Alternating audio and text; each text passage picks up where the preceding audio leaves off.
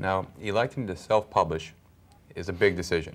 Yes. And with tremendous challenges. But because I would think at that time, early 90s, the niche market of spiritual awareness or awakening and exploring matters having to deal with consciousness allowed you to identify pretty accurately the sort of market you were after. Is that correct? That's correct. And we were able to identify particular bookstores in every city. And so the strategy was to put enough books in the trunk, so we stayed gone a month at a time. What was your first print run? 3,000. How much did that cost? Oh, I don't know. Back then, maybe $7,000, something like that. For $7,000 for 3,000 books. That's right. Selling for how much each? $13.95, as I recall. Okay. So you pack them up, you pack up the car, and you go on a field trip. That's right. And our strategy was this: we would go into one of these small bookshops, more esoteric bookshop, and our thought was that certainly we'd go to the manager, owner, whoever was there, hand the book to them, say it's something that people seem to like, and leave it with you. Here's how to order it if your clientele want to order it, and then we would give away to whoever happened to be in the bookshop at that time a copy. Of course, the book is about synchronicity and a sense of destiny, so we figured everyone who was there was destined to receive a copy, so that's what we did. And we stayed gone a month, 2 months, 3 months of doing this, and through Florida, through up into Carolinas, Virginia, D.C., then across through Austin and into San Francisco.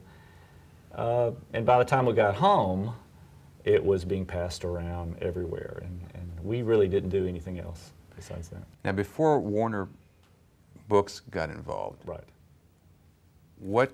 How many copies did you reckon you sell? About 160,000. 160,000 independently, yes. Yourself. What brought the book to Warner's attention? Well, they have their spies out there in all the bookstores, and when they start seeing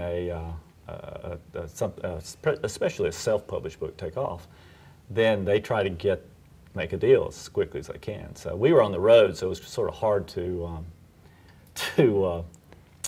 find us. But we were in Malibu actually when the calls started to come in, and it was that was quite amazing. Actually, it was the late '93 fires were glowing in the background. We were looking out at the beach, staying with a friend.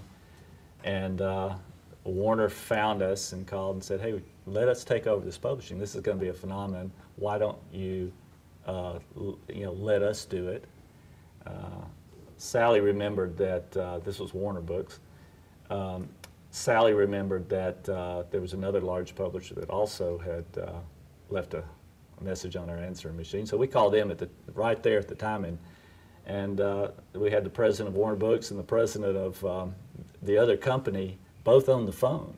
So we had this sort of informal, off-the-cuff auction right there looking out on the ocean, and it was really fun. No agents involved, no middlemen, just you and the two heads of two major publishing houses. Yeah, we had both. Yeah, we had both of them there, and I told Larry Kirschbaum, that was president of Warner Books, that we had the other guy on the phone. He says, "Why'd you call him?" And we said, "Well, he called us." And so we just went back and forth until we Larry finally convinced us that he knew the book.